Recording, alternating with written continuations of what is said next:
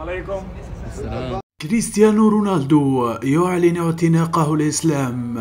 كم من مرة رأيناه ساجدا في أرض الملعب بعد تسجيل الأهداف، واعتقدنا أن الأمر مجرد حركة عفوية يقوم بها الدون، ولكن ها هو الحارس السعودي وليد عبد الله زميل رونالدو في النصر يثير الجدل ويكشف أسرارا مثيرة عن علاقة كريستيانو رونالدو بالإسلام. كريستيانو رونالدو يسأل عن أوقات الصلاة ويطلب من المدرب إيقاف التمرين في أوقات الأذان. عندما يرى شخصا لا يصلي يأمره بالذهاب لأداء الصلاة.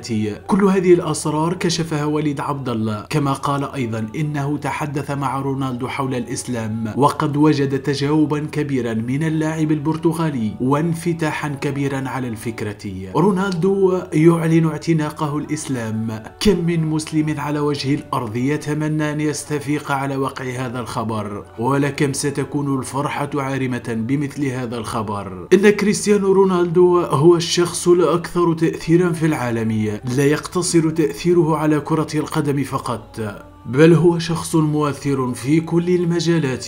كم من صغير يعتبر رونالدو قدوة، وكم من شخص في هذا العالم يعتبر الدون ملهما، وكم من شخص سيسير على خطى البرتغال في حال أعلن إسلامه. كريستيانو رونالدو البرتغالي المسيحي، لا يختلف اثنان حول مدى احترامه للدين الإسلامي وللشخصية العربية المسلمة، ولعبه مع النصر السعودي جعله يعرف أكثر عن الإسلام والدين الإسلامي. هل يعتنق رونالدو الإسلام؟